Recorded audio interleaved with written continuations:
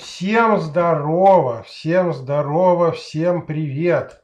Надеюсь, трансляция пошла, а может быть и нет. Вы там вот слева, нет, для вас это справа, это для меня слева. Напишите, пожалуйста, как меня слышно, как меня видно, ну и все остальное и прочее. Вот, чтобы я знал, нормально ли все. О, привет, Вилла Леонардо. Привет, Вадим, тоже. Привет, Алена. Привет, Александр. Пишите вот там вот, слышно меня, видно меня, ну и все остальное. О, привет, мистер технологист. Ярослав, привет. Так, ну что ж, вроде, судя по всему, идет нормально. Так, отлично. Ну что ж, по некоторым рекомендациям грамотных людей сделал примерно себе уже список, даже материала, о котором надо говорить. В общем-то, в прошлый раз, откровенно говоря, тоже уже список делал. Вот, привет, Вадим тоже. Вот, значит, ну отлично, раз нас видно и слышно. Михаила тоже привет, Максим привет. И Александр привет тоже. Вот, вы тоже здороваетесь, я, может быть, буду не совсем сразу со всеми здороваться, кто появляется. Привет, Александр, тоже. Вот, буду немножко говорить, и параллельно с тем буду, в общем-то, на какие-то отвечать комментарии и что-то такое. В общем-то, о чем я хотел сегодня сказать. Давайте определимся, какая тема. Я, конечно, и так знаю, надо проверить. А то вдруг 10 раз переголосовали, и окажется, что тема совершенно другая. Где выбрать следующую тему, я вам сразу расскажу. Кто не в курсах, чтобы были в курсе. Так, привет, Расул. Вот, значит, переходим на рабочий стол, открываем наш канал. Некоторые спрашивают, где находится Viber, WhatsApp, телефон. Вот он, посередине шапки. Также, привет, Юра, кстати, тоже. Он есть почти под каждым видео. Вот, значит, наш телефонный номер. Вот он слева есть. Ну ладно, слева там справа, в смысле для вас. На нашем видео это уже второй вопрос. Значит, что у нас есть еще здесь переходы? Сайт. Это наш сайт. Кстати, поздравьте. Вчера 36 место заняли среди сайтов на автотематике на индексе, на Яндексе. Так что вот круто.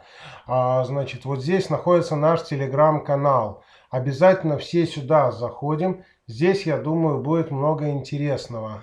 Есть мастера, которым можно чем-то подсказать. Само собой, у них можно спросить. Жадных никого по информации не было, все всем помогают, довольно дружный коллектив, поэтому сюда заходим. Здесь, в общем-то, наш форум. Форум тоже довольно интересно. Привет, Рустан. Вот, на форуме много полезных тем у нас. Постоянно что-то новое появляется, постоянно что-то новое выкладываем. Поэтому на форум заходим обязательно. Смотрите, если какие-то вопросы появляются по темам на форумах и так далее, то можно что-то добавить. Также вон там продажи, покупки всякие есть, наше увлечение, но это уже другая тема. Также документация. Документации, как видите, выкладывается регулярно, много полезной. Это еще только первая страница. Я думаю, что-то найдете полезное здесь тоже. Много чего можно скачивать, также файлов полезных. Чувствую, уже, скажем так, подхожу к тому, что форум с нашим сервером определенной темой будет связан. Собирал, кстати, на той неделе, как помните, значит, приветствую, Виктор М. Значит, то, о чем говорили ранее о сервере, будет, в общем-то, связано немножко с нашим форумом. Ну, об этом чуть позже и в той ветке, где говорилось про сервер, будем разговаривать. Также, в общем-то, собирал деньги, помните, на донаты, на не деньги, а донаты, правильнее, наверное, сказать, будет на поддержку форума. Ну, спасибо всем тем, кто, в общем-то, в этом активно поучаствовал. Народу было немного, но те, кто поучаствовали, в общем-то, получат тоже свои бонусы и плюшки. Вот, как это всегда бывает, за все поддержки. Значит, по сайту по нашему, почему вообще, откуда появилась эта тема про как научиться самому. Значит, есть у нас такая вещь, как курсы автоэлектрика. Вот закладка у нас на сайте такая чудная. Скажу сразу, проект, в общем-то, просуществовал некоторое время. Сейчас я на себя переключусь опять. Вот, проект видеообучения курсов просуществовал некоторое время. В общем-то, прошло 2 живые группы по занятию в классе по обучению автоэлектрике. Также прошло 3 группы по обучению по интернету. Я пришел, в общем-то, к такому выводу, что проект это мертвый. Нет, не в плане там зарабатывания денег на курсах или чего-то еще. Это приносит. Но я скажу, что я после проведения этих курсов чувствую себя, как бы это сказать, не совсем в своей тарелке по причине того, что я не уверен, что люди, которые... Привет, кстати, Геннадий. Вот, что люди, которые обучались на этих курсах, в общем-то, овладели необходимой информацией. Почему у меня появились такие сомнения?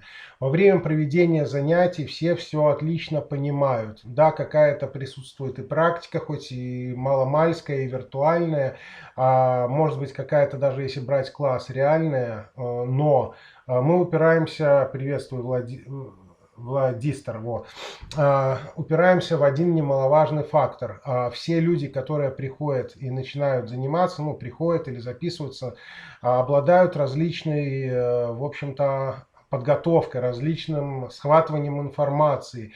И если человек один уже немножко крутит машины, грубо говоря, да, а второй человек там в группе, который не может отличить транзистор от резистора, и не знает вообще, как держать в руках паяльник, сами прекрасно понимаете, то двоим этим людям дать одновременно полезную информацию. Привет, кстати, Марат, Ташкенту, городу привет. Вот, довольно сложно, в общем-то, процедура получается, дать этим всем людям одинаковую информацию, полезную, которую они смогут в дальнейшем использовать. Хотя вроде бы во время занятий даже пробовал разбивать группы отдельные, брать по различной подготовке. Скажу откровенно, я не знаю, либо, значит, кто-то из новичков решил себя немножко перехвалить, либо не могу сказать, чем это вызвано на самом деле, но, в общем-то, скажу откровенно, что какими бы новички ни назывались новичками, а профессионалы профессионалами, в общем-то, это тоже не совсем соответствует. И по результату, когда собираешь группу, вроде опросы делал, предварительные такие вступительные экзамены легенькие, но по результату получается все равно ну, дикая путаница, нескладка, ну, в общем-то, полнейший сумбур.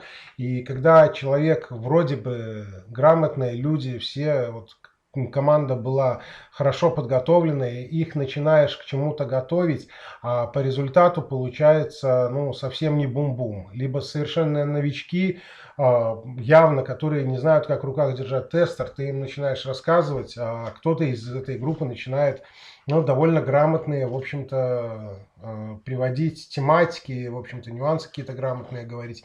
И начинаешь понимать, что этих людей тоже в одной группе образовывать, если можно так выразиться, ну, совсем неправильно. По этой причине, в общем-то, пришел я к выводу, что курсы такого формата вести абсолютно бесполезно.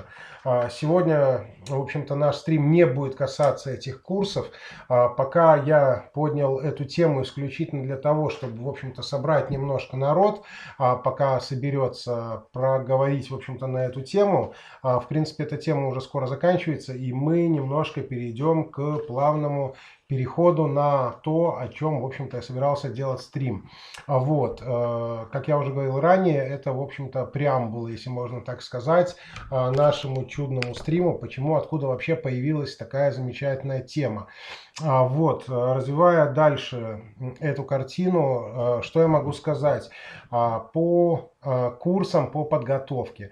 Сейчас, если у кого появляются какие-то технические вопросы, все будет проводиться исключительно в индивидуальном порядке. Больше никаких групп по курсам, ничего такого. Потому что я, в общем-то, пришел к выводу, что группой обучать коллектив людей с различным, как я уже говорю, знанием, опытом, схватываемостью — это пустое дело, и я считаю, что это, в общем-то, будет не совсем честно по отношению к образующимся людям, ну, к студентам, к абитуриентам, ну, или как это можно назвать правильно. Вот. Поэтому я скажу сразу, что группа, которую я проводил по интернету обучение, деньги всем были возвращены. Хотя люди получили какую-то информацию, но я пришел к выводу, что, в общем-то, это не та информация, которую я хотел им дать, и не та информация, которую я хотел бы, чтобы они получили от меня на этом образовании. Вот. Это касаемо, значит, курсов. Значит, как я уже говорил только что, ну, недавно, скажем так, если у кого какие-то возникают технические вопросы по своей машине в частном порядке, то я считаю, что, ну, задавайте, это уже будем помогать в индивидуальном порядке. Какие-то вопросы, как я уже говорил, если грамотно поставлены вопросы и все понятно, помогать буду абсолютно безвозмездно, как было ранее. Если, в общем-то, вопрос отвлекает у меня какое-то время, забирает определенное, чтобы все разъяснить, пояснить, открывать какую-то документацию, то за это, в общем-то, я буду брать деньги. Ну, считайте, что те же курсы, только в индивидуальном порядке. Опять же, чем это хорошо для тех, кто будет изучать эти курсы, потому что вы будете все сразу изучать на практике. У вас под рукой машина, которая у вас что-то не получается сделать, задали вопрос, я вам помог. Вот, в общем-то, такая картина. Это касается как диагностики, поиска неисправности, как я говорил. В общем-то, могу помочь и с диагностикой на расстоянии, так и отключения иммобилайзеров, привязки ключей, чиповки, там, краш погасить и всего-всего-всего, что это касается. Вот, это касается наших, в общем-то, этих курсов. Поэтому в ближайшее время с сайта, с нашего набора в группы пропадет. Вот такая вот картинка. Потому что группы набирать я не буду однозначно. Это, в общем-то, мертвая, в общем-то, тема. Вот так вот. Свои мнения не забывайте писать вот там вот сбоку. Да, потому что я рассказываю, это понятное дело. Итак, давайте перейдем все-таки к теме, о которой мы собирались сегодня с вами побеседовать. А то я уже 15 минут, в общем-то, можно сказать, переливаю тему про курсы, которые, в общем-то, не перспективны. Итак, что у нас сегодня за тема? Как самому необходимо научиться, значит, отключению иммобилайзеров, диагностике и чип-тюнингу. Как помните, в прошлом нашем стриме мы обсуждали, какое оборудование необходимо купить для диагностики, для того, чтобы не облажаться. В общем, как выбрать правильное оборудование. Отлично, обязательно посмотрите тот стрим, кто не смотрел, не участвовал в нем, потому что, в общем-то, я считаю, что это выбор оборудования сыграет немаловажную роль в вашем дальнейшем развитии как мастера. Ну, либо, скажем так, в собственном развитии, то есть становлении кого-то с начала, кого-то с середины, кто-то и так уже хороший мастер. Ну, в общем-то, сами прекрасно понимаете, я считаю, что данная тема немножко больше для новичков, наверное. Вот, ну, либо кто переходит с, допустим, обычной диагностики на тот же отключение иммобилайзеров, на что-то меняет, пытается сменить свой профиль работы и так далее. Вот, по этой причине я думаю, что, ну, в общем-то, предыдущее видео, предыдущий стрим непосредственно по выбору оборудования, может быть, вам также довольно интересен и полезен в этой теме. С чего следует начать? Значит, смотрите, давайте, наверное, будем проходить параллельно и по диагностике, в принципе, я думаю, по диагностике. Основной фактор — это выбор оборудования и, наверное, будет все-таки прошлый стрим больше зацепит у нас диагностику непосредственно. Начнем давайте с диагностики, как ей научиться. Вот, в принципе, как и во всех этих трех профилях, о которых мы сегодня говорим, я думаю, мы сделаем их обзор. Прихожу к тому, что надо сделать их обзор, в принципе, наверное, еще раздельно стримы. Вот, но я думаю, что какие-то общие моменты, общие нюансы мы зацепим в сегодняшнем стриме, а потом сделаем отдельно еще разнос по тематикам. Значит, смотрите, к чему я прихожу, к какому выводу. Для диагностики, для чип-тюнинга, для работы с иммобилайзерами самое главное – это практика. Практика, как бы то ни было. И, понятное дело, немаловажную роль играет получение информации. Информацию где можно брать? Это куча форумов. Не стоит, единственное, мне кажется, сейчас на форумах задавать вопросы, потому что когда-то лет, например, 10-15 назад на технических форумах все считали себя равными. В нынешнее время, мне кажется, во всяком случае, что кто-то из, я не говорю поголовно про всех, но большинство из старых мастеров, которые когда-то сами были новичками, когда-то сами начинали, сейчас, в общем-то, мне кажется, они несколько зазнались. И задавая вопрос, скажем так, человек не совсем подготовленный, не совсем образованный, задает какой-то технический вопрос, а его заговняют, что там неправильно тема оформлена, что-то еще неправильно, хотя, в общем-то, человек и не знает, как это, у него опыта нет, он вот только пришел, там у него одно из первых сообщений на этом техническом форуме, может быть, у него есть какой-то опыт, какие-то знания, но вот появился технический вопрос, и из-за всякой ерунды, в общем-то, из-за того, что он там где-то на форуме не написал, привет, кстати, ой, не знаю, извините, как ваше имя, но Киргизии тоже привет, не получилось у меня правильно прочитать. Вот. Сейчас, мне кажется, очень много, я говорю, зазнались. И человек, который задает, в принципе, может быть, грамотный вопрос, но не совсем верно по своей неопытности, как я говорю, он оформил это задание своего вопроса, спросил не совсем верно, его там, вместо того, чтобы ему помочь этому человеку, его просто возьмут и тупо обольют помоями.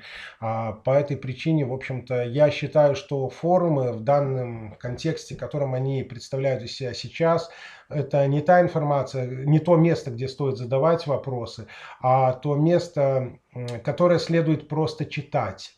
Читайте больше, смотрите, изучайте вопросы какие-то вот, где самые длинные ветки, может быть, поначалу в них лезть не стоит. Начните с коротких веток, где заходите и там кто-то грамотно кому-то что-то подскажет, и по этому результату найдете какой-то грамотный ответ. Как сказал классик, Google в помощь. Также, понятное дело, обязательно обратите внимание на наличие технической документации. Это программы, привет, Валдас тоже, привет, Литва. Вот, немаловажный фактор, это, например, те же программы, о которых мы говорили в прошлом стриме нашем, тоже называли Арчи, приветствую тоже, да, грамотно говорили, ну да, зазнались, это ну, слишком еще мягко сказано, мне тоже, я согласен. Привет, Иван, Беловежская пуща. Так, ну вот у нас, допустим, основные программные продукты. Я сейчас позапускаю, чтобы вам показать то, что я использую. Самые основные. Так, стояночка. Подождите. О, Павел Диагност, приветствую тоже. Так, сейчас я позапускаю программы. О, нифига себе! У меня Митчелл слетел, надо восстанавливать будет. Ну, грубо говоря, вот мои основные программные продукты документационные, которые я использую. Это вот Митчелл, который у меня сейчас бессовестно слетел, но я его продлю, в общем-то. Также вот Автодата, это ну, просто обязательно должна у всех быть. Так, потом, ну вот, допустим, наша любимая Алдата и наш любимый Толеранс. Вот, это мои самые любимые программные продукты, которые я считаю, что должны быть просто у всех и должны быть постоянно. Привет, Виталия, тоже. Вот, так что документация – это схемы. Схемы, как научиться читать. В общем-то, имеется куча полезной информации. Грубо говоря, если хотите, напишите, я вам проведу определенный стрим Да, в принципе, просто за это брать деньги, проводить курсы, я считаю это дурным занятием, как я уже говорил ранее. Поэтому, если вам интересно, ну, в общем-то, проведу какой-то определенный стрим о том, как читать схемы, хотя, в принципе, уже какие-то базовые обзоры по этой тематике я уже делал. Я думаю, если вам интересно, стримы найдете, но, опять же, я говорю, пишите там вот сбоку, вот, я даже ручкой показал, значит, проведем, значит, этот самый какой-то стрим, где я покажу, как читать схемы, потому что, в общем-то, я думаю, что это, ну, новичкам, во всяком случае, это тоже понадобится, профессионалам, в общем-то, учить меня нечему, потому что, в общем-то, я считаю, что я тоже не профессионал, и я считаю сам, что человек, ну, скажем так, перестает фактически развиваться, когда он посчитал себя профессионалом, ну, мегаспецом и так далее. Я не мегаспец, я не профессионал, я сам изучаю информацию, я сам, в общем-то, по разным форумам, по разным сайтам лажу, везде вычитываю постоянно информацию, тоже где-то что-то интересное получаю. В общем-то, потому что. Полной информации никогда нигде не бывает. Всегда чего-то где-то когда-то не хватает. Опять же, и самому, и сам пользуюсь. Да, правильно Юра говорит, ставь вопрос, и калитка сразу откроется. Хотя иногда, конечно, в общем-то, отправляет не в ту сторону эта калитка. Вот, поэтому, значит, с программными продуктами, я надеюсь, по информации, во всяком случае, для диагностики, тоже стало примерно что-то ясно. Далее, опять же, необходимо определиться, с какими брендами, какими машинами собираетесь больше всего работать. Об этом мы говорили в прошлом стриме, наверное, по выбору оборудования, но этот вопрос остается трепещущим, животрепещущим, это где-то уже фраза была в каком-то фильме, не помню, вот, в комедии в какой-то, и актуальным, вот. Почему я так считаю? Потому что, в общем-то, наверное, на те машины, которые к вам будут чаще всего приезжать, следует больше всего уделять внимание поиска информации. Вот появилось, например, у вас там пару часов свободного времени, вместо того, чтобы там взять пиво какое и перед телеком хоккей смотреть идти. Ну, не хочу ничего сказать против тех, кто смотрит хоккей, как бы, ну, это я образно выразился, понятное дело, да. Вместо того, чтобы просто идти бездельничать, залезьте на те же технические форумы и просто почитайте информацию. В первую очередь, конечно же, про те машины, которые у вас чаще всего и идут. Так, Никита, ну, серьезно, если что-то вдруг пропустил, оно можно посмотреть. Все будет в записи. Я придерживаюсь точки зрения, что любое мое видео, которое я снял, это уже какая-то небольшая история, которая хоть чем-то минимально может кому-то и пригодиться. Поэтому все будет в записи. Если вдруг что-то серьезное пропустил, всегда можно будет об этом посмотреть. Валентин приветствует. Так, что такое толеранс дата? Нет, толеранс и автодата. Это две немножко разные программы. Это схемы, документация, обзора, если я по ним отдельного не делал. Если вам, конечно, это интересно, пишите, пишите вот там вот, или внизу под видосом, или свои темы на стримы выдвигайте. Я вам уже рассказывал, где это находить. Смотрите, заходим сюда, сообщество. И в сообществе вот здесь у нас постоянно идут какие-то голосования для следующих стримов. Если вашей темы, которую вы хотите, нет, нажимаете комментарии, оставляете комментарий и выбираете свой вариант в комментариях. Вот пишите. Может быть, ваша тема может оказаться настолько интересной и животрепещущей, что я решу поступить не совсем честно по отношению ко всем остальным голосовавшим. И, может быть, вашу тему проголосую сам, больше выставлю привилегию перед ней. А может быть, другие люди увидят вашу тему и также за нее более активно проголосуют. Поэтому, в общем-то, голосуем там, выбираем. Это у нас касаемо тем по машинкам. Значит, далее, какое оборудование необходимо выбирать? Мы об этом с вами уже разговаривали. Так, название как-то на 2 темы. Диагностика будет утра смотреть. Да. Как я уже говорил ранее, сейчас у нас, наверное, более общая тема, даже 3 темы, как я говорил ранее. Все же это будет диагностика, чип-тюнинг и отключение иммобилайзеров. А уже более детально распишем на 3 следующие стрима. Потому что сейчас, как я уже говорю, общий, чтобы понять, что людям интересно больше, а уже потому, что людям больше интересно, будем делать остальные голосования, дополнительно выбирать темы какие-то по стримам. Касаемо оборудования, как я уже говорил, по диагностике мы уже прошлись в прошлом стриме. Давайте сейчас захватим немножко в общем оборудование по ключам. Я расскажу, что я использую. В принципе, при выборе этого оборудования можно, в принципе, придерживаться той же точки зрения, что и при выборе оборудования для диагностики, что было в прошлом стриме, потому что я думаю, что эта тема, в общем-то, выбора оборудования актуальна, как говорится. Значит, я расскажу, пожалуй, если вам интересно, что из оборудования я использую. Для привязки ключей это у меня X100, ну не считая прочих, понятное дело, X100 Pro. Какую-то работу я делаю через Scanmatic, что-то через VCM, что-то через диагностическую Lexio, что-то через тот же Clip. Более ключевой, если брать оборудование, это X100 Pro, полный комплект. Сейчас его единственное, что уже немножко замяли X100, сейчас вместо него OBD Star делает X300, насколько я знаю картину. Вот, и также,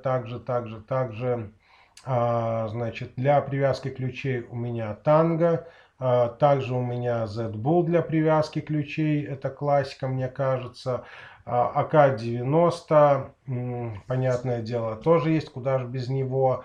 Ну, и это именно из ключевого. Т-300 также я вот забыл упомянуть. СББ мы уже обсуждали. В общем-то, это оборудование тоже в прошлом. Что еще? Fly, понятное дело. Не, какой Fly? Этот. Orange. Вот. CarProc, понятное дело. Ну, для ключей. Что надо для ключей? В первую очередь вам необходимо определиться. Будете вы работать через ОБД, либо будете также захватывать разборку блоков. Если вы хотите работать только через ОБД, тогда вам следует вообще полностью забыть эту тему и не соваться в нее. Вот, потому что нехер там ничего ловить, извините за выражение, да. Если вы боитесь подойти к паяльнику, выпаять микросхему и что-то с ней начать делать, ключи это не для вас, иммобилайзеры. Просто забудьте и, просто забудьте, это не ваш бизнес будет, однозначно. Вот, конечно же, 5 мешков трансподеров это грамотно сказано, но их немножко больше. Маленьких мешочков у меня, я, по-моему, уже хвастался. Если интересно, могу, конечно, показать еще раз, достать свою чудную коробку, что у меня есть по трансподерам. У меня практически все есть по наличию, минимум по 5 штук, а некоторых самых ходовых, типа 7935, 7936, наверное, штук по 20, если не больше. Как только у меня их становится меньше 10, я докупаю еще. Это, в общем-то, такая вот у меня текучка по ним идет. Значит, что надо из оборудования? Это однозначно будут программаторы, которые будут работать с микросхемами. Пин вам откуда-то надо выдрать по-любому, по-любасику. Не везде выгодно покупать пин по вину. Иногда можно посчитать его самому. Поэтому работать с паяльником и, паяльной станцией, правильнее говорить, и с программаторами это очень-очень-очень-очень важно. Без этого абсолютно никак и не фиксоваться. Ладно, давайте покажу на самом деле. Сейчас переключу пока на «Скоро начнем» и схожу за...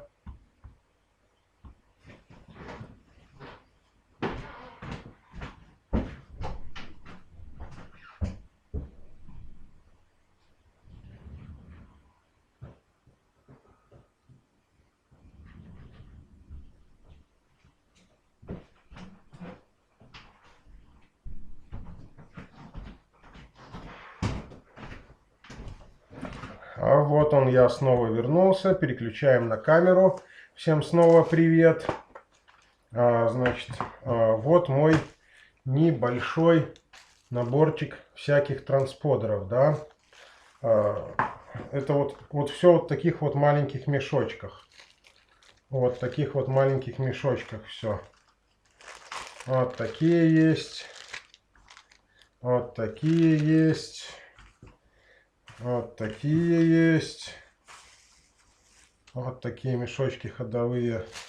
Ой, это я еще только начал распаковывать. Как видите, втиснуться. Во. У меня их еще тут много-много-много разных. И все это надо, чтобы было по наличию. Смотрите просто какая картина. Приехал к вам клиент. Приветствую, Алексей. Значит, приехал к вам клиент, да. Вы же ему не скажете: слышь, клиент, подожди, пожалуйста. Я сейчас закажу в Китае. Ну, вот у меня коробочка, это тут трансподеры самые ходовые, это которые без ключей еще. Без не брелковая, которая на платах еще примерно, ну, чуть меньше, конечно, но есть еще на платах. Значит, смотрите, что, о чем я. Вы же не скажете клиенту: слышь, клиент, пусть твоя машина там месяц-два еще потусуется, пока я с Китая там или откуда-нибудь еще привезу себе, там, не знаю, трансподеры или программатор пока куплю. У вас должно быть, если вы суетесь в этот бизнес, должно быть по наличию. Как минимум самые ходовые трансподеры. Какие трансподеры вам понадобятся поначалу, я уже вам показывал. Смотрите, что мы делаем. Заходим сюда. Заходим на наш чудный, не угадали, не на Телеграм, а на форум. Во-первых, где купить трансподеры? Тут у нас ссылочка есть, да, грамотная. Вот, это самые ходовые трансподеры, видите, да? Ну, это как бы просто помогачка. Какие купить, я не говорю, что эти надо вам сразу бросать, все и покупать. Заходим на форум, заходим в техническую документацию. Правильно? Куда же еще зайти, как не в техническую документацию на форуме? И смотрим. Так, Bosch, доработка, распиновка. Так, стояночка. Так. Вот, документация по иммобилайзерам и трансподерам. Открываем. И вперед. И вот здесь, кроме «благодарю», скачиваем вот эту вот чудную программку. Делаем на бумажке, значит, у себя офигенский список самых ходовых для вас автосиков машин, правильно? И после этого, после того, как сделали этот список, открываем в той программке волшебной эти машины и выписываем на бумажку, какие трансподеры вам необходимы. Вот. Ну и, соответственно, их и заказываем. В первую очередь, остальные уже чисто на выбор, чтобы просто тоже было все по наличию, чтобы, как я говорю ранее, не приехал клиент и не сказал: хочу сделать, а вы сказали: приезжай и притаскивай машину через пару месяцев там. Так, да, да, Геннадий, на самом деле бывают клиенты, которые не дают выдергивать. Опять же, в некоторых машинах и не надо разбирать. Например, взять те же старые Форды, относительно старые, те же некоторые Ваги, в принципе, много оборудования есть, которое дергает пины и без разбора. Ну, с разбором просто надежнее и быстрее. Почему? По вину не всегда хорошо тоже дергает. Смотрите, просто было уже несколько таких картин у нас. Человек заказывает по вину пин-код ему установить. Вот Opel Corsa был 2 недели назад. Я у него уточняю, значит, точно все родное в машине? Говорит: да, все родное, все родное. По результату ему заказываем по вину, значит, даем пин, он за него платит деньги, говорит: пацаны, нифига не работает, левый какой-то пин продали. Вот, я говорю: ну, давай, дружище, подключи, пожалуйста, диагностику к этой машине. Он подключается, и по результату оказывается, что ВИН-номер не соответствует тому, который в техпаспорте. Соответственно, блоки уже менены, соответственно, конечное дело, уже пин-код будет не подходить. О, какие люди! Привет, Scott Studio, самый крутой установщик сигналок. Откровенно говоря, даже впечатлен таким гостям. Кстати, заходите к нему на сайт тоже, не на сайт, на канал. Такой позитивный вообще установщик сигналок. Просто вот кайфово сидеть, смотреть, как рассказывает, вот, и как подключает. Значит, по касаемо X300 рекомендую брать только оригинал с обновлениями, с поддержкой и прочим. СББ, Т300, об этом мы уже говорили, наверное, на прошлом видосике у нас было, про оборудование выбор. Вот, поэтому я считаю, что... я считаю... Нет, X300, по-моему, дешевле был, чем 2000 евро. Можно посмотреть, ОБД Star, как бы, что они сейчас за него хотят. Значит, ОБД Star, ОБД Star. Оба-на. Добрые соседи что-то сверлють. Давайте посмотрим ОБД Star. Вот, ОБД Star сайтик. Давайте вместе его откроем. С вами вместе будем смотреть. Вот, сами производители у нас китайцы. Вот сверлят вообще не в тему, да, согласитесь. Кей-программер.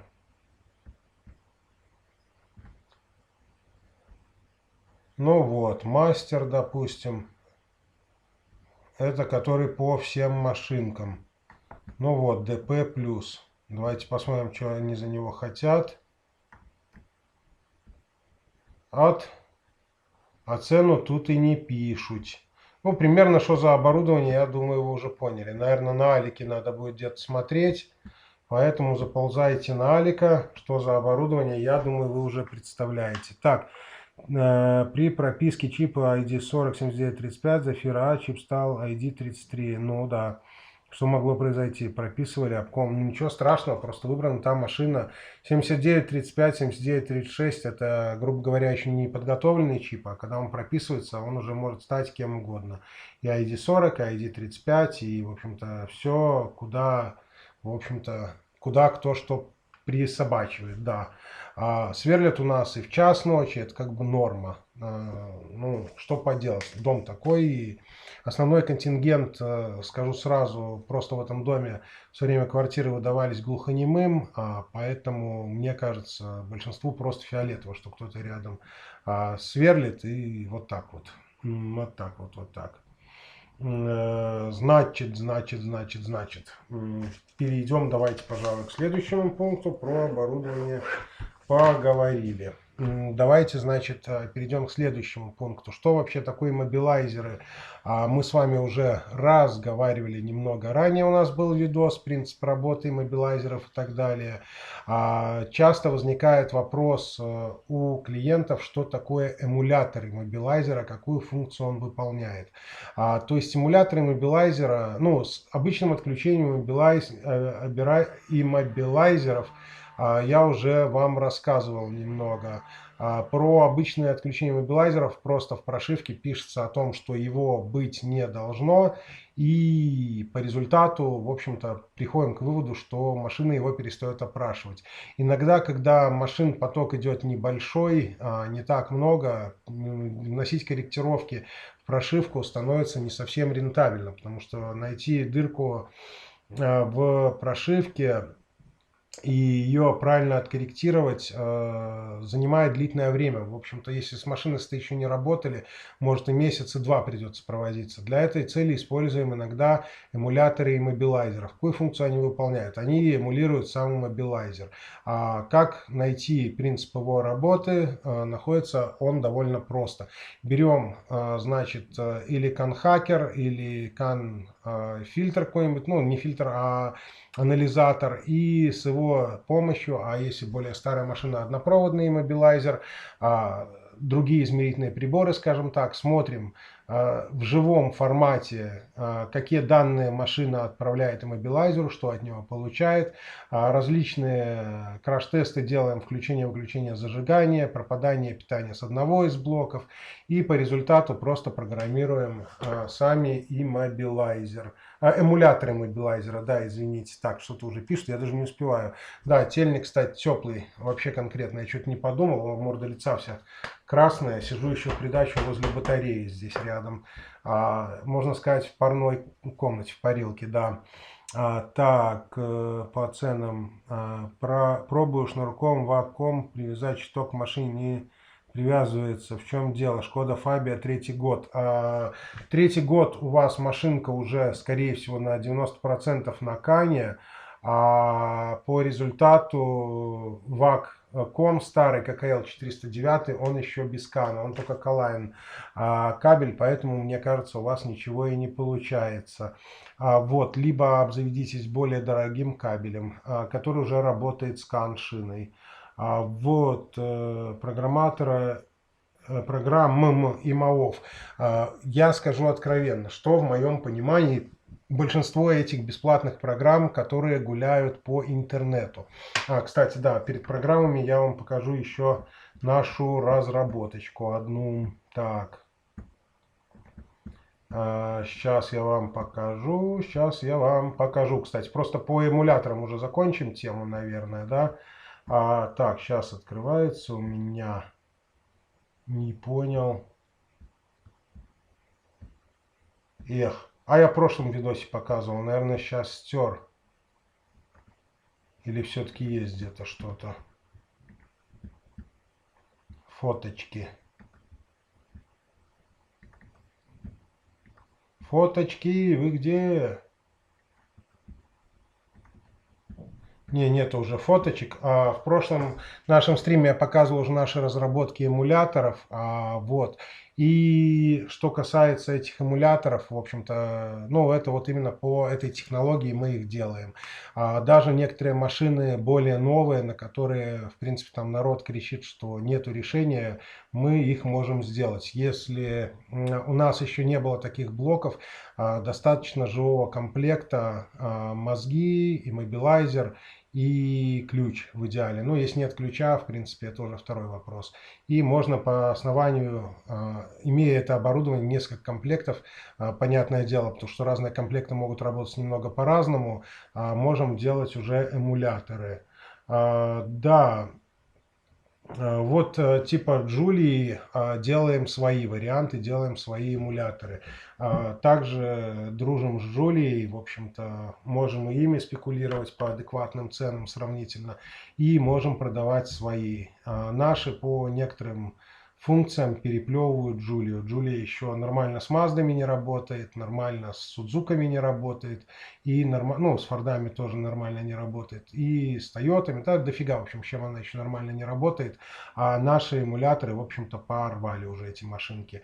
Это касаемо вот эмуляторов. Касаемо программ, как уже спрашивал Magnum Mechanic, расскажу. В моем понимании, почему много бесплатных программ работают не совсем верно. Значит, смотрите, я считаю, что кто-то пишет, допустим, программный продукт, у него классно получается, у него кто-то покупает этот программный продукт. Понятное дело, появляется его нехилый конкурент, который либо стырит половину разработок, либо, как вариант, может быть, сделает что-то свое. И, понятное дело, ему надо заговнить своего конкурента. Сказать, что продукт того хуже, а мой это делает. Что получается у нас в результате? Значит, берется внешний вид продукта конкурента, в нем большинство моделей машинок, сам программный продукт портится, ну, понятное дело, что он нифига не делал, и выкладывается уже во фри. Что получается у нас по результату? По результату, понятное дело, вроде во фри, вроде пару машин каких-то этой бесплатной программой кто-то сделал, и по результату получается, что само собой, по результату имеем облом.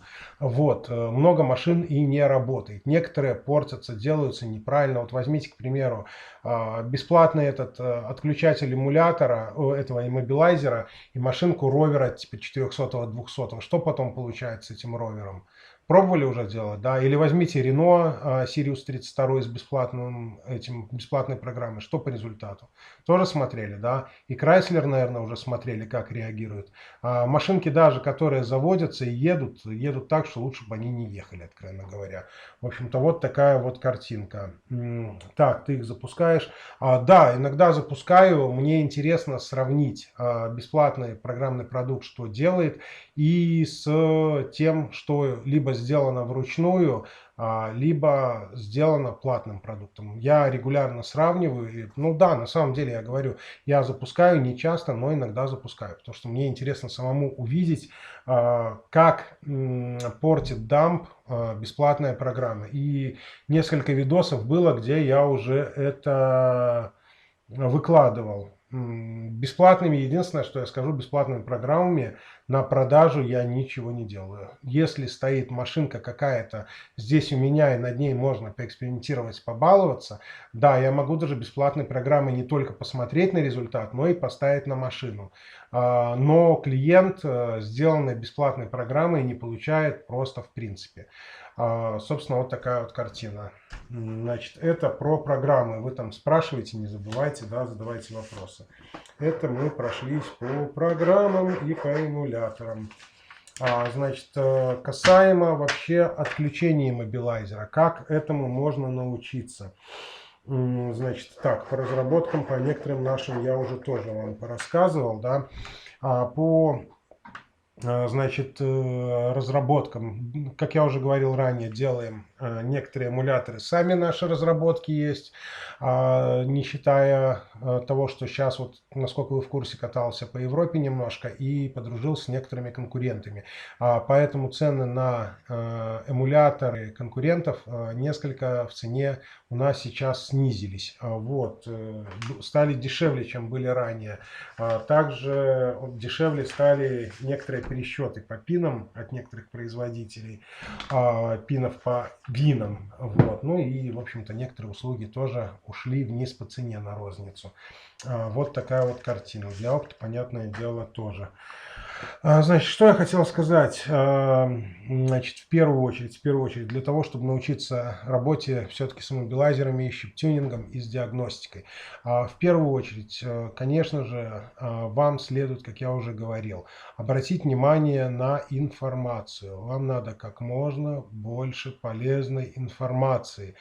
Чем больше информации в голове, тем больше, ну и, понятное дело, чем больше вы умеете ей пользоваться, тем больше вы специалист. Если вы абсолютно ничего не знаете, то, в общем-то, ничего и сделать толком не сможете. Так, сейчас, если эмулятор ставить на линию без проблем, есть, например, на Renault, нужно править дамп. Как определить? Инструкции к вашим эмуляторам прилагаются? Да, к нашим эмуляторам прилагается подробная инструкция, как его подробно подключить, как поставить, значит, в дампе, что надо изменить. Обязательно, если у нас покупают отдельно наши эмуляторы, то подробная инструкция вся дается. Единственное, что может быть наш эмулятор по внешнему виду платы не такой презентабельный, как некоторых брендов старых. Плата нарисованы, бывают вручную, если не используем другие платы. Иногда красиво, иногда может быть не совсем. Но главное это их работоспособность. Так. Согласен полностью, нужно самому править. Адреса, значения собирать в базу. Конечно же, база по прошивкам должна быть у каждого своя собственная. Понятное дело, она со временем накапливается, растет и так далее. Ну вот, не будем ходить далеко, давайте уже покажу вам свою базу немножко. Да? Вот моя с прошивками. Наработочки. Вот чисто по иммобилайзерам. Только по иммобилайзерам 4 гигабайта. Вот 4 гигабайта, да, 3,6, если быть более точным. Это только по иммобилайзерам прошивки. База. Это не... Сейчас вернусь сюда в камеру. Это не... Ну, не флеши, это основная вещь, это EEPROM-ки. Я думаю, вы уже представляете, какая у меня накоплена база. Если у меня 3,6 гигабайта, это в основном только одни EEPROM-ки без флешей, да, представляете. Это все наработано годами, не один год этим профилем занимаюсь. Поэтому вот такая вот большая база. Опять же, это не считая моих калькуляторов каких-то, которыми я работаю, пользуюсь, каких-то личных набросках в картинках, если можно так сказать, каких-то формул пересчета и так далее. В этой папке находятся исключительно мои дампы. Вот так вот. В принципе, была, конечно, мысль начать ими немножко иногда спекулировать, но пока еще к этому не готов. Не готов. Всему свое время. Так, Галета 1260 ECU способен привязать, исключить Тима. Галета нет, это обычный флешер. Хотя какие-то блоки, наверное, где отключение иммобилайзера находится во флеше, он может делать. Поэтому... Вот оно, название. Нет, Галета. Нет, Галета, да. КВП у меня был первый. Все, я вспомнил. У меня первый флешер, который я купил, это был КВП. А к КВП первый диагностический сканер был ELM 327. Это вот мое самое первое оборудование, с которого я много лет начинал назад. Вот так вот. Поэтому, в общем-то, если во флеше расположено, то можно и иммобилайзера отключить. Но это очень редко, крайне редко и совсем не часто. Поэтому я считаю, что, в общем-то, это не то оборудование, которого достаточно. Как мы уже говорили, и я повторяю практически в каждом видосе, оборудования много не бывает. Оборудования много не бывает, программ много не бывает и так далее. Касаемо программ, то же самое, нет универсальной программы, которая вот все накроет полностью. Ссылки на программы есть на RootTracker. С RootTracker можно все это с чистой совестью дергать. Там оно нифига не в секрете. RootTracker.org, как говорится, и все флаги вперед. Вот. Там, в общем-то, все программные продукты диагностические, не диагностические, а схематические есть. И оттуда все это можно дернуть. Вот. Да, весят они много. Они весят, очень много. Если брать только инсталляшки, программы и оборудование, которые я использую.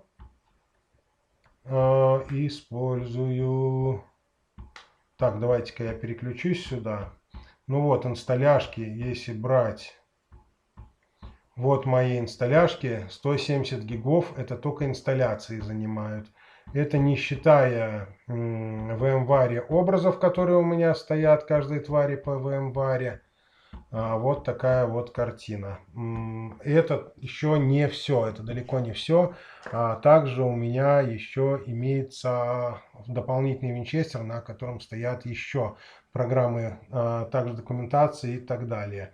Почему? Здесь у меня на этом компьютере только то, что мне может понадобиться в любой момент дня и ночи, чтобы я всегда это мог выдернуть и всегда этим воспользоваться. Пока у меня к вам есть небольшая просьба, там вот внизу есть вот такой вот значок офигенский, да, лайк называется, понажимайте. Я вижу людей много, а лайков как-то пока не особо, поэтому буду премного признателен. Вот, также заходите, наверное, на наш форум, как я уже говорил, там ссылки есть на полезные места. Ну, а также по программам заходите на RootTracker. Так, 1600 в месяц, все эти проги есть. Так, смысл какой кому платить в месяц, когда можно пойти на RootTracker, оттуда скачать и будет все бесплатно, без 1600 в месяц. Ноутов не знаю, но винчестеров надо мешок.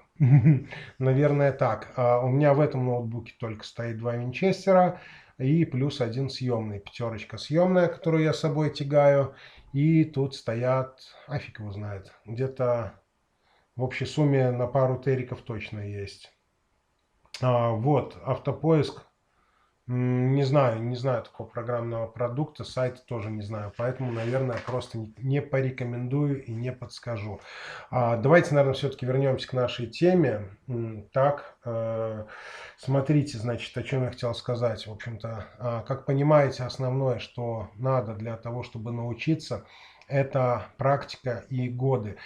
Также, если какая-то, вот, допустим, автосика у вас приходит, не можете разобраться, не можете найти, кучу форумов перечитали, все равно жуткий затык, обращайтесь. Viber, WhatsApp, вот номера, вот здесь вот написано сейчас, да, видите, наверное. Также в шапке канала есть. Тоже заходим, Viber, WhatsApp, спрашиваем. Также, ну, с этим все понятно, что-то я рекламировать уже себя начал, и так все знают, что можно обратиться, и все знают. Вот, значит, про стаж работы мы уже с вами поговорили, по рекомендациям поговорили. Так, по электромобилях, честно скажу, у нас их нету, у нас их просто нету электромобилей. Поэтому по электромобилям я, наверное, вообще ничем не помогу, ничем не подскажу и ничего не скажу. Чем я могу помочь рекомендациями? Это по машинам, по скутерам, мотоциклам. Это спецтехника, трактора, различные грузовые фуры. Ну, понятное дело, по иммобилайзерам я имею в виду. Вот. И также по катерам, водному транспорту тоже есть. Ну, Тесла уже есть, но она ко мне не приезжала. Я это имею в виду, Павел. Вот, поэтому не подскажу ничего, потому что с ними просто не работал. То есть фактически они, конечно, у нас есть, а по факту с ними не работал. Ну и даже не подключал никакое диагностическое оборудование к ним. Ну, в общем-то, не повезло. Или наоборот повезло, что не подключал и не увалил ничего. Поэтому я считаю, что да что бы ни было, оно всегда хорошо. Вот, продолжим, пожалуй, значит, по иммобилайзерам, по чип-тюнингу. Значит, Так, это Toyota Primus. Ну, Primus это не электромобили, это все же гибриды. Гибриды у нас не в счет. По гибридам делал диагностики, понятное дело, и ключи вязал, и все прочее. Вот, продолжим, значит, по оборудованию. Значит, привязке иммобилайзеров, надеюсь, по оборудованию основное все, охват мы сделали. Более детально также вернемся еще, сделаем отдельный стрим. Сейчас поверхностно пройдемся по оборудованию, которое необходимо для чип-тюнинга. Для чип-тюнинга, что бы я порекомендовал? Ну, это опять же мой сугубо личный взгляд. Кто-то может говорить свои другие мнения и так далее. То есть по более старым машинам, да, в принципе, по некоторым и новым, где все стоит во флеше, прошивка, а не в проце, я сторонник все-таки выпаивать флеш и непосредственно читать, писать, когда лежит микросхемка на столе, а не по ОБД. Хотя, конечно, в более новых блоках, где все у нас расположено в процах, то только ОБД. По сей причине, что бы я порекомендовал, чтобы было из оборудования. Из оборудования, наверное, будет это однозначно киса, это будет однозначно Kettag. Какой я вижу плюс огромный в кисе? То, что у нее очень замечательно работают восстановление из бэкапов. И Kettag, если уже блок увален вообще в хламину, почти, ну, мне не встречалось еще ни одного блока, который бы Kettag после кисы бы не оживил восстановлением бута. Такое, например, по той же котлете, она же галета, далеко не всегда прокатывает. Тоже МППС, тоже с бэкапов далеко не всегда оживляет машины. А вот киса и Kettag в этом деле просто молодцы. У них это получается сделать, в общем-то, офигенско. Вот, по этой причине для, допустим, тех же восточного рынка я бы порекомендовал, наверное, Piassini еще обратить свой взор. Довольно хороший также флешер. По комбилодерам, МБ-флешерам, Мотомастер, ПЦМ, Алекс Флешер и так далее. Их тоже можно приобретать, даже, наверное, нужно, потому что, в общем-то, как я говорил уже и не единожды, и всем задолбал, наверное, уже мозги с этой фразой, много оборудования не бывает. Но вот из основного, в первую очередь, я считаю то, на что надо обратить внимание. Так, значит, что у нас дальше? Сгорел ЭБУ Mercedes 203. Посоветуйте, как заменить правильно привязка ключа или комплект ЭБУ, блокиратор и замок. Ну, в моем понимании 203 нормально отвязывается и мошник. Ну, если нет желания отвязывать и мошника, то, конечно же, можно и привязать систему. Сложно, в общем-то, в этой машинке ничего нету. Из оборудования можно, ну, самое правильное использовать, конечно, старуху, он же стар, 4 там, например, или 5. Если стара нету, ФВДИ, я думаю, должен помочь с этим вопросом. Ну, в общем-то, вот так вот, такие вот моменты. Тесла только онлайн летят, только батарейки у старых. Ну, может быть, я не знаю, я, как уже говорил ранее, Теслов у меня еще не было, вообще ни одна не приезжала. Ну, даже на диагностику. Вот было бы интересно, кстати, Теслу потрогать руками, может быть, что-то там подключиться, что-то посмотреть, но пока, увы. Я бы даже, наверное, видосика запилил бы по этому поводу. Думаю, многим было бы интересно узнать про Теслу у нас на канале что-нибудь интересное. Но пока, к сожалению, с Теслой у меня, увы и ах. Да, подальше, как в телегу писать. 4 или 5. На любителя, скажем так, у меня 4. Вторую уже поменял. Вторую, в смысле, по очереди. Одна сдохла, я опять я купил 4, а не 5. Не знаю, наверное, я к ней привык просто. Она мне родна как память, я ее лучше знаю, более интуитивное меню в моем понимании. То, что 5 я посмотрел, если кто-то начинал с 5, наверное, тому будет проще с 5. Но я как бы больше имел отношение и дел с 4, поэтому мне 4 она более приятна. И, ну, я не знаю, как вам это объяснить. Ну, более интуитивно приятно, скажем так. Не хочется себя переучивать. Может быть, в этом я и не прав. Может быть, 5 окажется и лучше на самом деле. Ну, просто я, будем считать, немножко ленив в этом плане. И 4 функции меня полностью удовлетворяют, и мне их абсолютно хватает. Поэтому на 5 переходить не хочу. Будем считать, просто не хочу, либо лентяй, либо, не знаю, назовите как хотите. Ну, просто меня 4 устраивает. Поэтому это мое, опять же, сугубо личное мнение, которое далеко не истина. Не обязательно стоит его воспринимать как вот правильный ответ на все вопросы. Вообще запомните такой немаловажный фактор, что бы я ни говорил, это все исключительно мое личное мнение, которое не истина. Это считаю так я.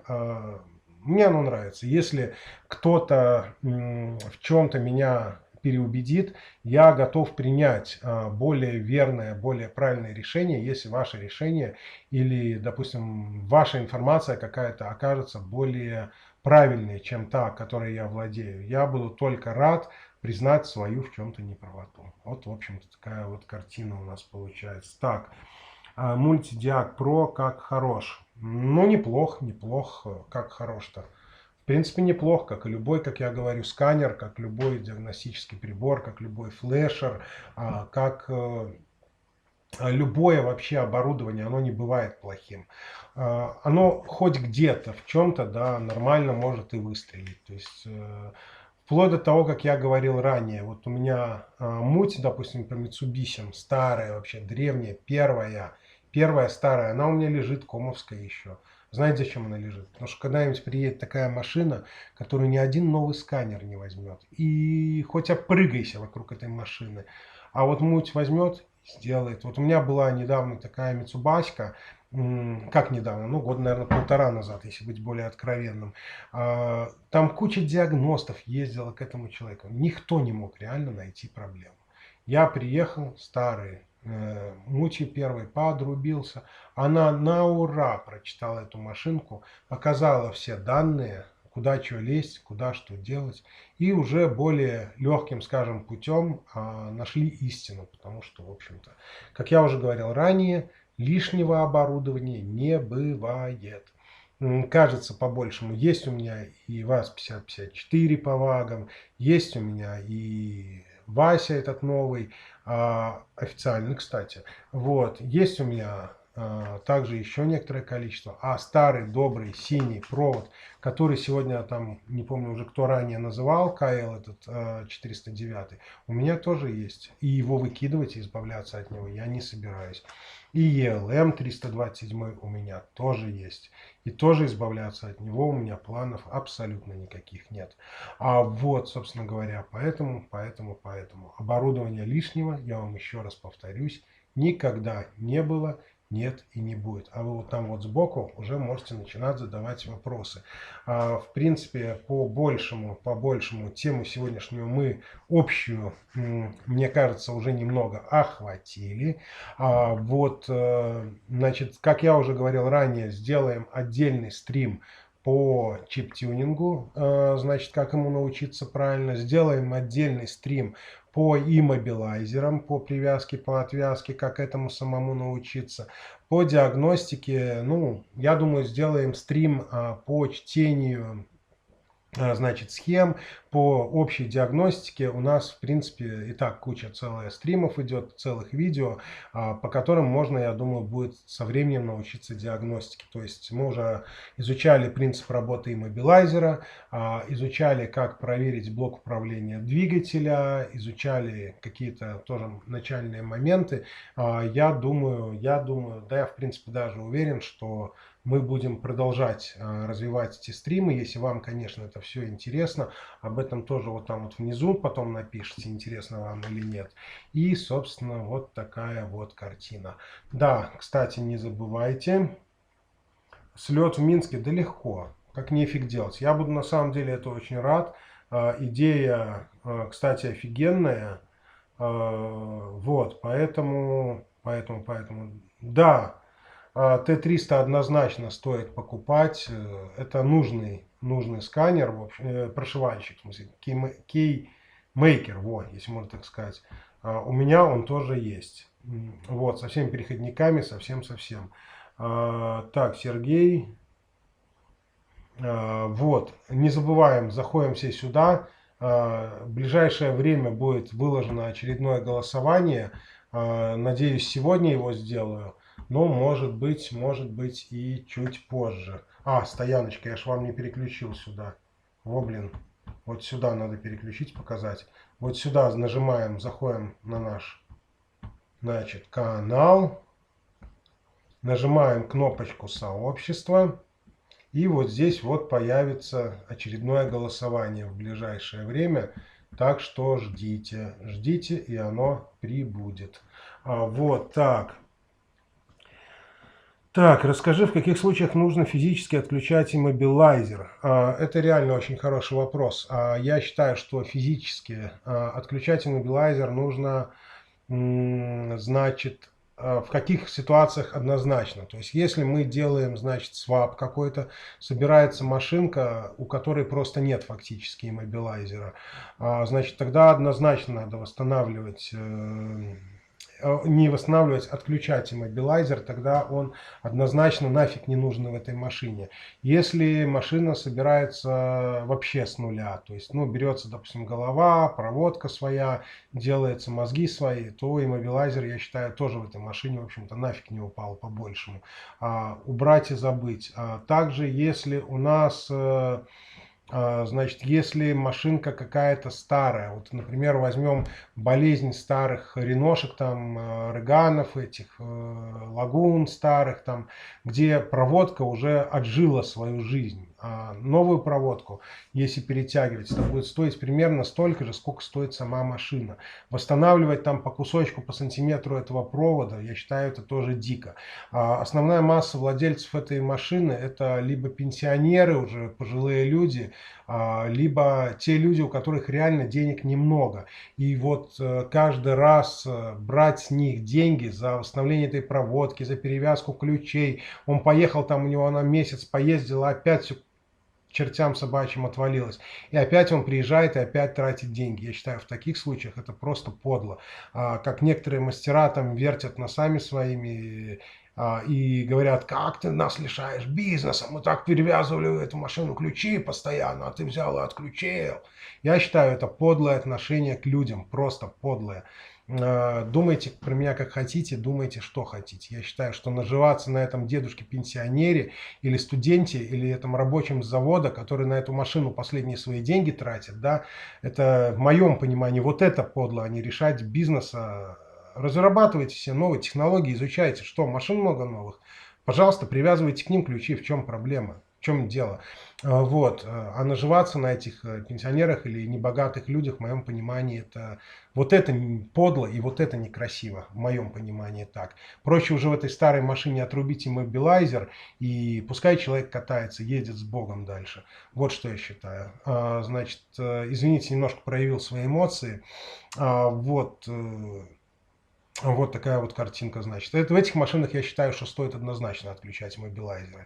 А в остальном всем, в общем-то, это решение хозяина. Если хозяин, например, вот заходил к нам сегодня классный товарищ Scott Studio, YouTube канал, ставит сигналку, которая переплюнет любой заводской мобилайзер. Так, ну, зачем, может быть, хозяину и не нужен заводской иммобилайзер. Вот. Можно и отключить, можно не отключать, это уже решение, в общем-то, самого заказчика. Я считаю, что заказчик должен сам решать, нужен ему иммобилайзер или не нужен. Не то, что там навязал или нет. Нет, я не спаситель, я тоже беру за эту работу деньги. Я бы считаю, что я был бы спасителем там или ломал бы систему все, если бы я эту работу делал бесплатно. Но для того, чтобы делать эту работу бесплатно, мне тоже, в общем-то, надо что-то кушать, у меня есть тоже какие-то растраты. Поэтому, Димитар, я не спаситель ни в коем разе, потому что я на этом тоже наживаюсь. Но я даю людям возможность, скажем так, не платить каждый месяц эту сумму за перевязку по новой ключей. Вот так вот. Это если совсем по-простому говорить. Нет, я не спаситель, я тоже на этой работе зарабатываю. Вот. Вот такая вот картинка. Так что вот так. Это касаемо машинах физически, в которых надо отключать иммобилайзер. Это далеко не всегда надо делать, как я уже говорю. Но я считаю, что хозяин сам должен решать, отключать ему иммобилайзер или оставлять. Хозяин сам должен решать, какого цвета ему должна быть покрашена левая дверь, а какого правая. Если приходит мастер и говорит, нет, слышишь, нельзя так красить двери, ты лишишь бизнесом, там, не знаю, или кого-то еще, кто красил все время левую дверь в красный, а правую в синий. Нельзя так красить, покрась наоборот, пожалуйста. Вот, поэтому, в общем-то, я считаю, что хозяин машины сам должен решать, что делать должны с его машиной. Он скажет отключать, значит отключать. Он скажет привязывать, значит привязывать. Он скажет ставить сигналку, допустим, хорошо, качественно, значит ставить сигналку хорошо и качественно. Главное только не делать это, как делают это официалы. Вот, ну, видео у меня уже было, да и у Scott Studio тоже были видосики, где показывалось, как ставят официалы сигналки. Ну, я не говорю поголовно про всех, но вот мне, например, попадались такие машины. А у Scott Studio там вообще можно целую пачку таких машин увидеть, которые именно приезжают к нему на установку нормальной сигналки после рукожопства. Вот, которое навязал там кто-то. Ладно, что-то я уже другие каналы начинаю рекламировать. Так, а если перекуп или угонщик? Но это его право, перекуп он или угонщик. Если. Хороший вопрос. Ну, если он перекуп, то это тот же заказчик, в общем-то. Угу. Если он угонщик, то, ну, так он сам решает, угонять ему эту машину или не угонять. Я ж не поеду вместе с угонщиком вскрывать машину чужую. Если, допустим, меня кто-то просит открыть какую-то машину и завести, то в первую очередь я проверяю документы. А если, в общем-то, да, у меня был такой период времени, когда я работал по вскрытию замков, немножко учился. Кстати, если интересно, можем пройтись по этой теме. Покажу, какое оборудование у меня имеется для вскрытия замков и прочего. Может быть, если вам интересно, зацепим и эту тему, расскажу, как что делать, какое оборудование хорошо, какое плохо. Вот, то в первую очередь, как я уже говорю ранее, Значит, я всегда просил у человека перед вскрытием машины, чтобы он мне показал документ на эту машину. Если он начинал плакаться, что документы в машине, я говорю: извини, родной, идешь в ГАИ, либо в милицию, мне необходима на руках справка о том, что это транспортное средство принадлежит тебе. По другой причине я без таких документов, утверждающих твою собственность на этот автотранспорт, я его вскрывать даже не вздумаю, даже не подойду к ней и не притронусь. Не оставлю на ней своих отпечатков пальцев, чтобы по результату не оказалось, что я тебе помог укатить автосик чужой. Так, а если это перекуп или угонщик? Ага, ну, собственно, вот такая вот картина. Это по вскрытию замков. Так что, если вам интересно, вот внизу, например, под этим видосом или там в сообществе где-то напишите, пройдемся по вскрытию замков, по оборудованию. В общем-то, оборудование много интересного есть, и воротки различные, и свороты, и так далее. В общем-то, большинство замков на самом деле открывается без, ну, не обязательно ломать замок. Потому что многие, я не говорю абсолютно про всех вскрывателей замков, но многие специально выламывают сердцевину для того, чтобы заработать дальше деньги на том, чтобы поставить новый замок. Хотя большинство, я не говорю абсолютно про все замки, но большинство замков можно вскрыть, не ломая сердцевину. Вот такая вот картина. Так, у нас в Литве через пару лет прошивать будет нечего, но на техосмотр вводят осмотр по ОБД. Если найдут изменения, то все, приехали. О, Вадим, спасибо, кстати, за донат. Спасибо, Вадим. Так, у нас, кстати, уже тоже на некоторых СТО через ОБД делают диагностику. Я вот когда BMW покупал лет 5 назад, ездил переоформлять его в Солигорск. Да, в Солигорске она была, числилась на учете, стояла. То там мне тоже подключали диагностику, и мне сказали, что у меня мотаная приборная панель. А то я сам этого не понял. 36-й компакт, это нет, сколько лет-то было уже? Ой, это лет 6 назад, да, лет 6-7 назад, еще до того, как я Тирана первый взял. Вот, и можно подумать, я думал, что у меня 95-го года машина, и на ней реально 160 тысяч. Ну, смех, конечно, мотанный, я это сам прекрасно понимал, когда покупал ее. Я вообще у пилок брал, потом устанавливал. Вот. Так что. А возможно, помочь семью, когда надо. Конечно, да, Димитар, бывает, люди обращаются за диагностикой через TeamViewer, делали, тоже вот люди писали уже у нас под некоторыми видосами, когда мы эту работу делали через TeamViewer, и машинки какие-то, диагностику делал, когда хозяин сам не может, ну или заказчик, или СТО разобраться. Бывает такое. Иногда держать своего собственного диагноста невыгодно, а обратиться, в общем, так вот на расстоянии. Всегда готов помочь по возможности. Через TeamViewer, через другое оборудование, там какое-то, через компьютер, без проблем. Если смогу, то помогу. Молоток разбития стекол – это решение иногда бывает самого хозяина. Да, кстати, по поводу телеги Павел, диагност, абсолютно верно говорит. Повторюсь еще раз, куда заходить. Открываем сюда, и вот у нас такая стрелочка на синем фоне, это Telegram. Нажимаем ее, только делаем вот это все то же самое с телефона и нажимаем этот заход на канал. Ну и там уже дальше, я думаю, по диагностике, по всему прочему, по рекомендациям люди помогут. Вот. Люди там довольно отзывчивые, добрые, душевные, поэтому, я думаю, особой сложности ни у кого не возникнет. Если кто-то нуждается в какой-то помощи, заходите, всегда все будут готовы помочь. Если хотите лично, чтобы диагностику помог провести, либо какую-то работу через TeamViewer, тоже обращайтесь. По возможности тоже, как я уже говорю, помогу. Ну что ж, многоуважаемые зрители, подписчики, чего нет у меня? Так, поставить можно. Телеги нету. Ставьте Telegram на телефон, Android, iPhone, тоже без проблем. Какой строчки нету? Так, смотрите, Рустам, смотрите, заходите на наш канал. Вот у нас есть главное, каналы, и вот здесь вот. Это вот наша сама картинка главная канала. Заходите на главную на канале, вот чтобы вот так вот, включите мобилайзер. И вот эта вот строчка. Давайте я сейчас нажму тогда. Смотрите, вот у вас картинка, вот это, надеюсь, сейчас видно ее, да?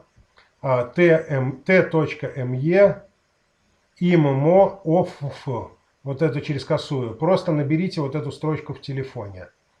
И я думаю, тогда зайти сможете на нашу телегу, телеграмму.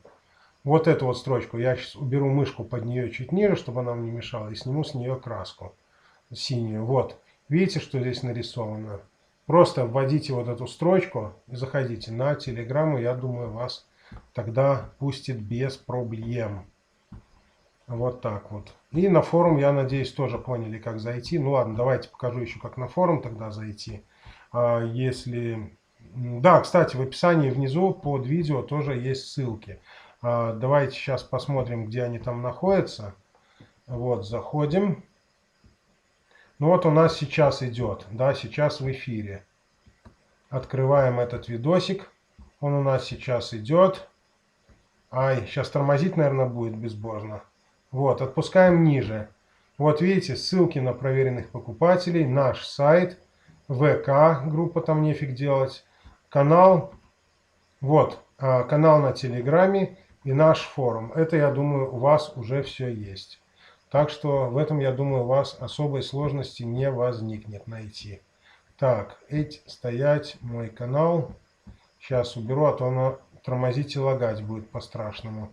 И опять же не забывайте заходить в сообщество. Все темы, все обсуждения, все у нас здесь вот будет голосование. Свежее тоже в ближайшее время у нас появится. Вот такая вот картина. Ну и отлично. Увидели, заходите в Telegram. Я думаю, там вам будут все рады. Главное не нарушать правила. По иммобилайзерам там разрешено только ко мне в личку. Уж не обессудьте. Такие правила. Вот, ну что ж, давайте, наверное, будем закрывать наш стрим, завершать. Как я уже говорил, подписывайтесь на канал, ставьте вот такие лайкосы побольше, побольше, побольше. Внизу в комментах я уже тоже вам говорил, что писать. Заходите вот в сообщество наше, тоже показывал, куда. Что еще надо? Да, в принципе, и все, наверное, пока что я хотел сказать. Голосуйте, выбирайте темы для стримов, подписывайтесь на наш канал, нажимайте, да, вот на колокольчик, там обязательно, кстати, нажмите под видосом, чтобы получать извещения о выходе новых видосов своевременно. Что еще, что еще, что еще? О, блин, сюрприз, сюрприз, маленький сюрприз, забыл, тормоз. Давайте сейчас зайду на творческую студию. Я просто, у меня тут спрашивали недавно, кто-то там чуть-чуть не верил. Я вам просто покажу, до когда у меня выложены видосы. Вот, видите, до 29 декабря 2020 года. Это у меня вот уже до того числа выложены видосы. Ну, вот какие-то сейчас выходят, которые отложены, это все на будущее. Так что до конца этого года, будет еще о чем посмотреть. Думаю, найдете что-то интересное у нас на канале. Так, ладно, все, не будем раздувать и так далее тему. Подписывайтесь на канал, ставьте лайкосы такие конкретные, много-много-много. Внизу в комментариях пишите. Был реально рад всех вас видеть. Особенно рад тем, кто пишет там всякие интересные вопросы, задает, на которые мне есть чем отвечать. Поддерживают тему мою. Вот. До новых встреч. Молния, блин, полетели молнии, короче, куда-то фиг с ним. До скорых всем встреч, всем хороших клиентов, всем позитивного всего побольше, чтобы машинки свои не ломались, а клиентские машины решались вопросы быстро. До скорых встреч, пока-пока.